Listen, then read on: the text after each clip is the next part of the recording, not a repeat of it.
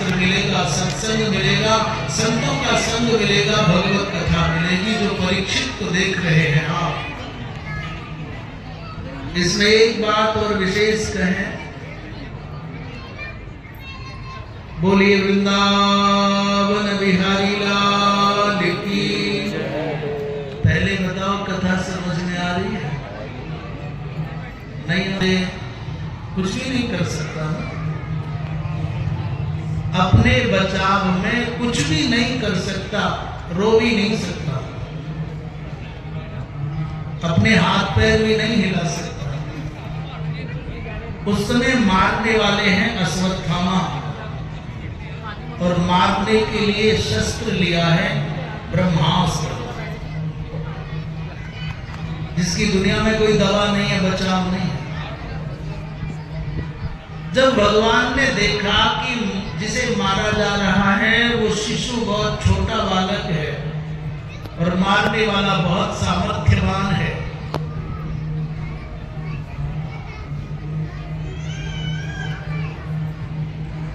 और मारने के लिए जिस अस्त्र का प्रयोग है वो ब्रह्मास्त्र है, अमोघ ब्रह्मास्त्र है, तो भगवान ने बालक की रक्षा करने के लिए अपना चक्र सुदर्शन अथवा कौमुद की गदा ले ली। माने शस्त्र का निराकरण शस्त्र से किया। पर अब बालक, वही बालक 60 वर्ष का चक्रवर्ती सम्राट राजर्षि परीक्षित हो गया, और मारने वाला छोटा सा ऋषिपुत्र बालक है। उसके हाथ में हथियार नहीं, शस्त्र नहीं है, वो बाघ वज्रम विशेषज्ञ वाणी का वज्र छोड़ रहा है। इसे एक बात तो सिद्ध हो जाती है कि ब्राह्मण के बाण में शक्ति नहीं है, ब्राह्मण की वाणी में शक्ति है। ब्राह्मण के शस्त्र में उतनी शक्ति नहीं है, ब्राह्मण के शास्त्र में शक्ति है। ब्राह्मण का छोटा सा बालक यदि तपस्वी हो और वो अपने मुख से एक वचन निकाल ले, उस वचन का समाधान करने की सामर्थ्य भगवान में भी नहीं है, भगवान भी नहीं बचा सकते। आज जब ऋषि पुत्र के द्वारा शाप लगा तो शाप का निराकरण करने के लिए भगवान को संत बन करके आना पड़ा, भागवत शास्त्र बन करके आना पड़ा। शस्त्र का समाधान शस्त्र से किया जा सकता है, पर शास्त्र का समाधान तो शास्त्र से ही होगा। इसलिए शब्द का समाधान शब्द से होगा, शाप का समाधान सत्संग से होगा, संतों के सानिध्य से होगा, सत्कथा श्रवण से होगा।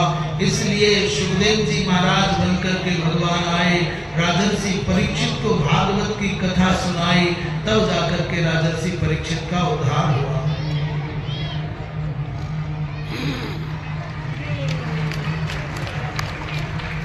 कहने को तो अश्वत्थामा भी ऋषि पुत्र है, ब्राह्मण है,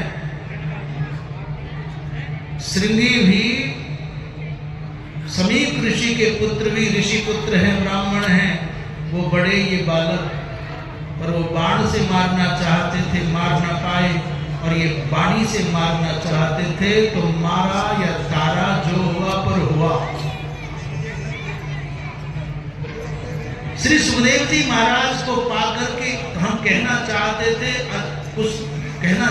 थे झूठे काल्पनिक साधु का संग करने का परिणाम हुआ प्रताप भानु के कई जन्म नष्ट हो गए, और सच्चे साधु का संग हुआ परीक्षित को, तो भले ही देखने में लग रहा है सांप मिला, पर ऐसा सांप जिस सांप के कारण साम्राज्य छुटा, माने संसार का बंधन कटा, ऐसा सांप जिसके कारण अमोघ कृपा करने वाले संतों का संग मिला, ऐसा सांप जिसके कारण सुखदेव जी की सन्निधि मिली, ऐसा सांप जिसके कारण भगवत प्राप्ति हो गई।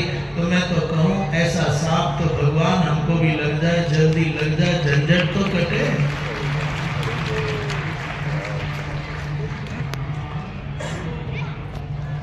राजी से किसी का घर न छूटता। यूं कहवे कि या तो संसार की बात या संसार की लात। या तो किसी को संसार की बात लग जाए या फिर संसार की लात लग जाए, तो संसार छुटे, फिर भगवान याद आ रहे हैं। बोले लात किसको लगी? लात समझो किसने कहे? ठोकर ने। लात मार दी मैंने, ठोकर मार दी। कुछ पता है किसी को ठोकर लगी तो भगवान मिले? रावण ने अपने छोटे भाई विभीषण को ठोकर मारी तो विभीषण दुनियादारी छोड़ के सीधा भगवान के पास पहुंच गया। बोले लगी ना लगी बात, लात लगी ना लगी। यो तो दुनिया में रोज ठोकर खा रहे हैं लोग, लात खा रहे हैं, कहां जग रहा है? पर जगेगा भी वही जिसको भगवान चुन लेगा। कहते तुलसीदास जी महाराज को अपनी धर्मपत्नी माता रत्नावली की बात लगी। हम इतिहास के गर्भ में नहीं जाना चाहते कि क्या हुआ क्या न हुआ, पर जो लोकश्रुति है, जनश्रुति है, कहते हैं बात लग गई। ये बात पता है कि नहीं पता कि तुलसीदास जी को बात लग गई? पता है? तुलसीदास जी महाराज अपनी पत्नी धर्म पत्नी को अतिशय प्रेम करते हैं और इतना प्रेम करते हैं कि बिना अपनी धर्म पत्नी को देखे उनको चैन नहीं आता।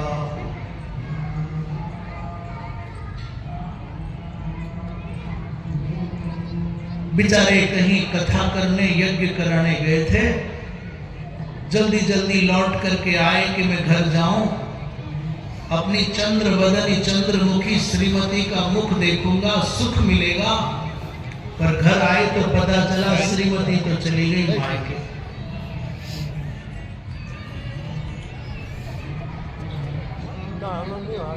या तो हमारी पार्टी में आ जाओ या फिर हमें अपनी पार्टी में ले लो। या तो हमारी सुनो फिर या अपनी सुनाओ।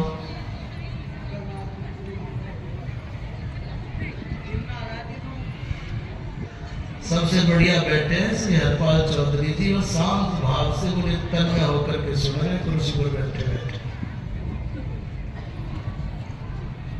अरे परिक्रमा वाले पता नहीं बोले क्या है, भाई चलने का काम करो कि बोलने का काम करो, चुपचाप परिक्रमा करनी चाहिए और बोले जाओ बोले जाओ।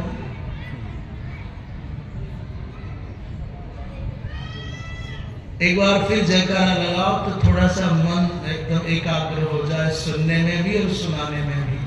बोलिए वृंदावन बिहारी लाल की।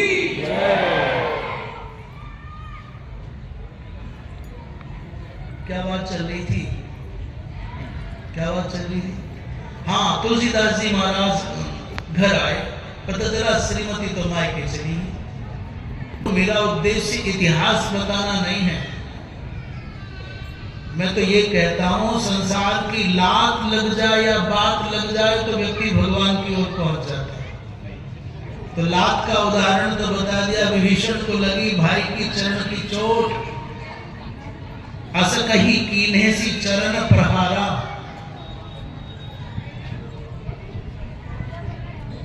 तो विभीषण भगवान राम तक पहुंच गए, पर बात जब तुलसीदास जी महाराज बेचैन हो गए घर आकर के, तो कहते हैं कि जब जहां ससुराल में जाना था, अपनी पत्नी के पास जाना था, तो जाने के मार्ग में किसी नदी की बाधा थी, उफनती हुई बरसात की नदी। उस नदी को कैसे पार करें भाई? बड़े बड़े तैराक भी बाढ़ की नदी, बरसात की नदी को नहीं पार कर सकते। तो कहते हैं पार जाने की उतावली में रात हो गई थी, कोई बहता हुआ मुर्दा आ रहा था, उस मुर्दे को पकड़ करके परली पार लग गए। पार चले गए, बड़ी मुश्किल से जान बचा करके, डूबते उतराते, भीगते भागते, हाँफते, बरसात हो रही थी। घर पहुंच गए। घर के पृष्ठभाग में कोई सर्प काला नाग लटक रहा था। मन में आया कि ये तो कोई ऊपर चढ़ने के लिए रस्सी बांधी गई है। उस सर्प को पकड़ करके ऊपर चढ़ गए, माने मृत्यु को पकड़ करके ऊपर चढ़। शास्त्र मिलेगा, सत्संग मिलेगा, संतों का संग मिलेगा, भगवत कथा मिलेगी, जो परीक्षित को देख रहे हैं आप। इसमें एक बात और विशेष कहें, बोलिए वृंदावन बिहारी लाल की। पहले बताओ, कथा समझ में आ रही है? नहीं, कुछ भी नहीं कर सकता ना, अपने बचाव में कुछ भी नहीं कर सकता, रो भी नहीं सकता, अपने हाथ पैर भी नहीं हिला सकता। उस समय मारने वाले हैं अश्वत्थामा, और मारने के लिए शस्त्र लिया है ब्रह्मास्त्र, जिसकी दुनिया में कोई दवा नहीं है, बचाव नहीं है। जब भगवान ने देखा कि जिसे मारा जा रहा है वो शिशु बहुत छोटा बालक है और मारने वाला बहुत सामर्थ्यवान है,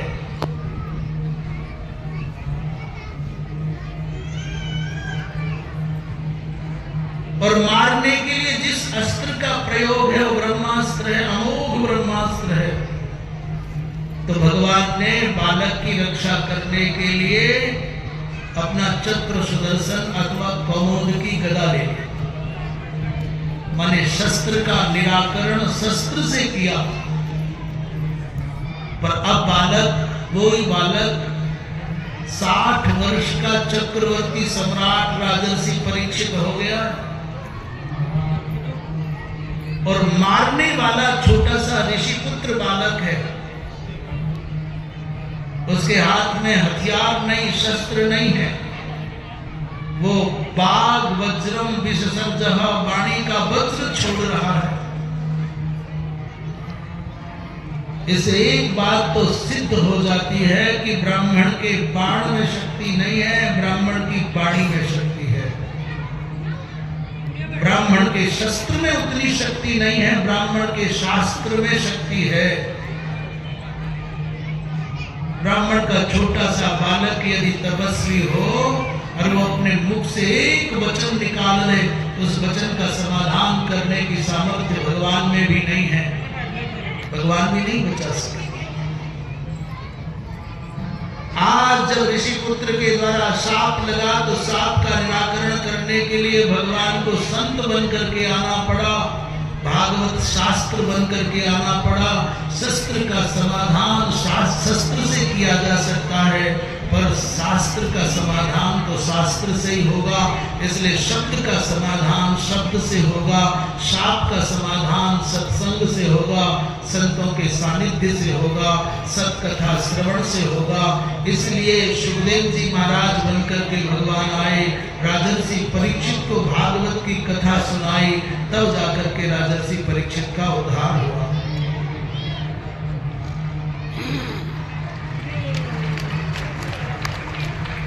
कहने को तो अश्वत्थामा भी ऋषि पुत्र है, ब्राह्मण है,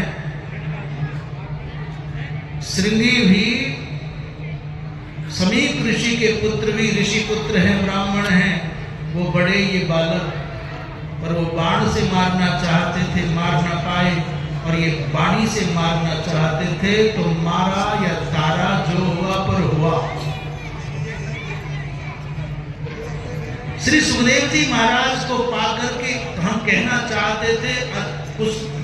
चाहते थे झूठे काल्पनिक साधु का संग करने का परिणाम हुआ प्रताप भानु के कई जन्म नष्ट हो गए, और सच्चे साधु का संग हुआ परीक्षित को।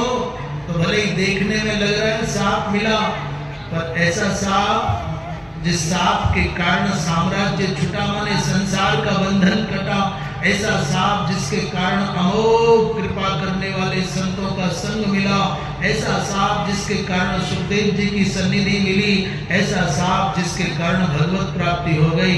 तो मैं तो कहूँ ऐसा सांप तो भगवान हमको भी लग जाए, जल्दी लग जाए, झंझट तो कटे।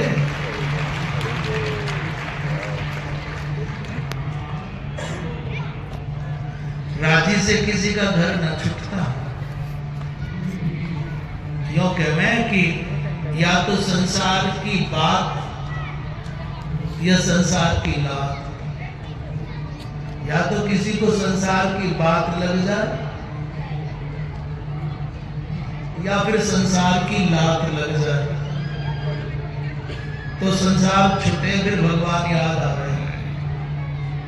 बोले लात किसको लगी? लात समझो किसने कहे? ठोकर ने।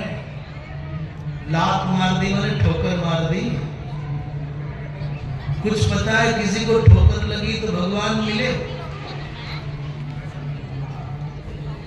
रावण ने अपने छोटे भाई विभीषण को ठोकर मारी तो विभीषण दुनियादारी छोड़ के सीधा भगवान के पास पहुंच गया। बोले लगी ना लगी बात, लात लगी ना लगी। यो तो दुनिया में रोज ठोकर खा रहे हैं लोग, लात खा रहे हैं, कहां जग रहा है? पर जगेगा भी वही जिसको भगवान चुन लेगा। कहते तुलसीदास जी महाराज को अपनी धर्मपत्नी माता रत्नावली की बात लगी। हम इतिहास के गर्भ में नहीं जाना चाहते कि क्या हुआ क्या न हुआ, पर जो लोकश्रुति है, जनश्रुति है, कहते हैं बात लग गई। ये बात पता है कि नहीं पता कि तुलसीदास जी को बात लग गई? पता है? तुलसीदास जी महाराज अपनी पत्नी धर्म पत्नी को अतिशय प्रेम करते हैं और इतना प्रेम करते हैं कि बिना अपनी धर्म पत्नी को देखे उनको चैन नहीं आता।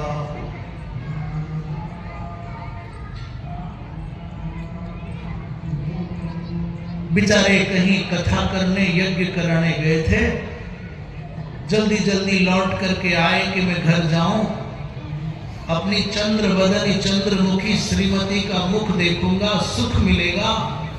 पर घर आए तो पता चला श्रीमती तो चली गई मायके।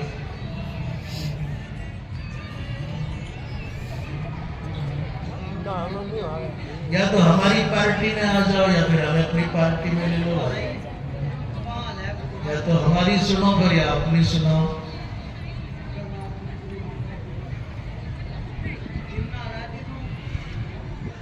सबसे बढ़िया बैठे हैं श्री हरपाल चौधरी जी और शांत भाव से बड़े तन्मय होकर के सुन रहे, कुर्सी पर बैठे बैठे। अरे परिक्रमा वाले पता नहीं बोले क्या है। भाई चलने का काम करो कि बोलने का काम करो? चुपचाप परिक्रमा करनी चाहिए और बोले जाओ बोले जाओ।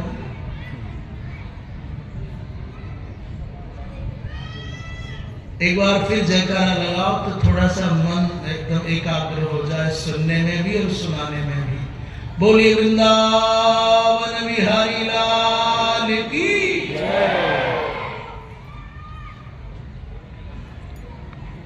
क्या बात चल रही थी? क्या बात चल रही थी? हाँ, तुलसीदास जी महाराज घर आए, पता चला श्रीमती तो मायके चली। तो मेरा उद्देश्य इतिहास बताना नहीं है, मैं तो ये कहता हूं संसार की लात लग जाए या बात लग जाए तो व्यक्ति भगवान की ओर पहुंच जाता है। तो लात का उदाहरण तो बता दिया, विभीषण को लगी भाई की चरण की चोट, अस कही कीन्हे सी चरण प्रहारा।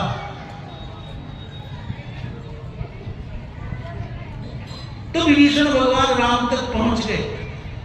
पर बात जब तुलसीदास जी महाराज बेचैन हो गए घर आकर के, तो कहते हैं कि जब जहां ससुराल में जाना था, अपनी पत्नी के पास जाना था, तो जाने के मार्ग में किसी नदी की बाधा थी, उफनती हुई बरसात की नदी।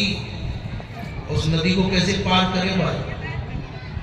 बड़े बड़े तैराक भी बाढ़ की नदी, बरसात की नदी को नहीं पार कर सकते।